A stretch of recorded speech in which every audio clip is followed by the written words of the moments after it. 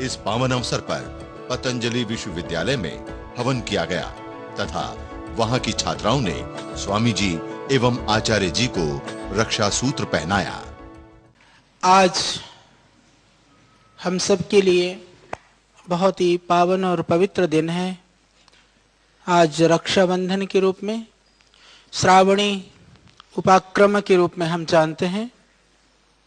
तो प्रातः काल से ही पतंजलि योगपीठ के, पतंजलि योग परिवार के विविध सेवा जो आयाम है उनमें कार्यक्रम था, क्योंकि अलग अलग स्थानों पर कार्यक्रम स्थित होने स्थान में गतिविधियां प्रचलन में होने की वजह से प्रातःकाल के कार्यक्रम में आप सब सम्मिलित नहीं हो पाए थे।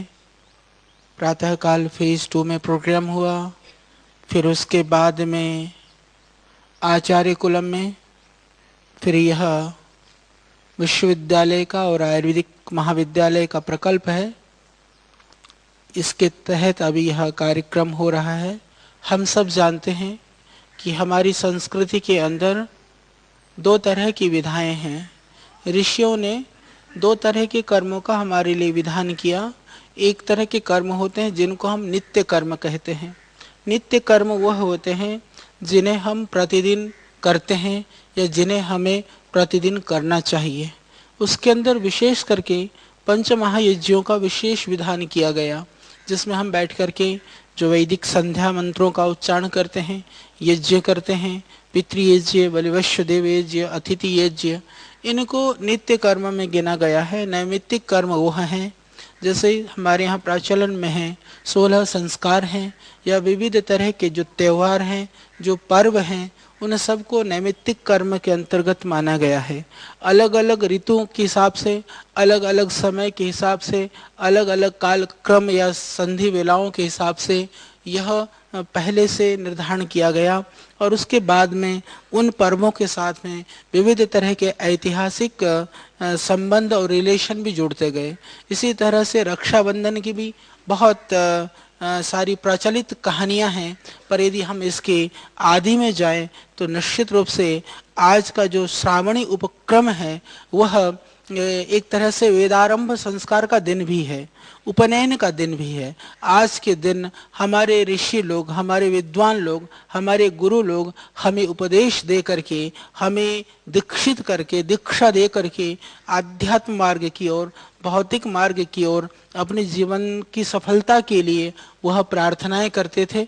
उसके बाद में यह पर्व भाई और बहनों के लिए एक संबंधों का, पवित्र रिश्तों का यह पर्व बना। तो इसकी बहुत विविधताएं और व्यापकता है, बहुत गहराई है। हम जिस भी रूप में सोचें, निश्चित रूप से यह पर्व हमारे लिए, हमारे जीवन की उन्नति के लिए, हमारे जीवन में कहीं उदासी आती है, जीवन के अंदर कहीं शिथिलता, कहीं आलस्य या प्रमाद आता है, कहीं हमारे जीवन में कहीं अपवित्रता या कहीं किसी तरह से दोष आने लगता है, तो ये पर्व, त्यौहार, इस तरह के उत्सव, इस तरह की जो परंपराएं होती हैं हमें चेतन करती हैं, हमें जागृत करती हैं, हमारी कमजोरियों से हमें बाहर निकाल करके हमारी जो अंतर्निहित जो हमारी शक्ति है, हमारी उदात्तता है, हमारी अंदर के जो गुण हैं, हमारे जो सतोगुण हैं, उनको यह बढ़ाती हैं। ये चीजें जो है, ये पर्व जो है, ये बढ़ाते हैं, इसीलिए यह पर्व होता है। तो आज क्योंकि अभी मैंने ये अभिमंत्रित यज्ञोपवीत है, पहले से तैयारी नहीं थी, हालांकि इसके लिए 3 दिन उपवास करवा करके हम यज्ञोपवीत पहनाते हैं। दीक्षारंभ के टाइम पर भी उसको देखेंगे। तो आज क्योंकि मैं देख रहा था हमारे यहाँ कुछ बहनें भी पहले से यज्ञोपवीत पहनी हुई हैं,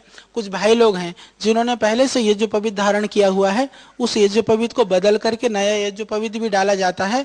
और जो नया यज्ञोपवीत पहनना चाहते हैं स्वेच्छा से, क्योंकि यह इस तरह से कोई आग्रह नहीं है। यज्ञोपवीत का अर्थ पितृ ऋण, देव ऋण और ऋषि ऋण से जो हम हमारे जीवन में हम पैदा होते ही उन ऋणों से बंध जाते हैं।